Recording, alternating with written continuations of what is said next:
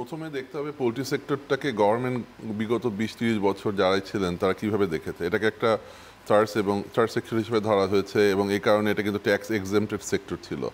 এর কারণ হচ্ছে পোলট্রির তো উদ্দেশ্য ট্যাক্স কালেক্ট করা না পোলট্রি সেক্টরের উদ্দেশ্য, তার অন্য কিছু উদ্দেশ্য আছে।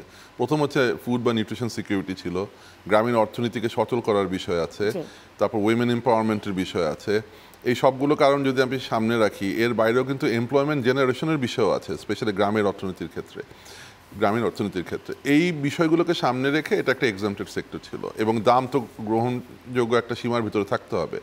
সেই হিসাবে ট্যাক্স যেহেতু আগে ওইভাবে ছিল না, প্রথমে তো জিরো ট্যাক্স ছিল, তারপর একসময় এটা 5% থেকে 10%, তারপর 15%-এ আসে ইনকাম ট্যাক্স। হঠাৎ করে এবছর এটা 27.5% করে দেওয়া হয়েছে। এটাতে তো যারা কিছুদিন আগে ইনভেস্ট করেছে তাদের এখন দ্বিতীয়বার চিন্তা করতে হবে যে ফার্দার কোনো ইনভেস্টমেন্ট তারা বা এক্সপানশনে যাবে কিনা।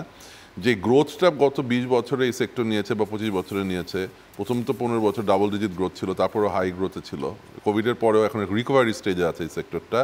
এই মুহূর্তে এই অতিরিক্ত ট্যাক্সটা এই গ্রোথটাকে একেবারে কমিয়ে আনবে এবং যেটাতে প্রবলেমটা হয়ে যাবে আমাদের যে পার ক্যাপিটা কনসামশন এখন যেটা পোলট্রির ক্ষেত্রে বা ব্রয়লার বা সমস্ত মুরগি মিলে যদি 10 কেজি হয় আর যদি ডিমের ক্ষেত্রে 130টা হয়, যেটা আমাদের টার্গেট হচ্ছে 300টা করা, 200-র উপরে করা, আর আলটিমেটলি 18 কেজি থেকে 20 কেজি করা হচ্ছে মুরগির মাংস, সেটা একেবারেই সম্ভব হবে না, যেটা আমাদের আগামী 5-6 বছরের মধ্যে করার কথা ছিল।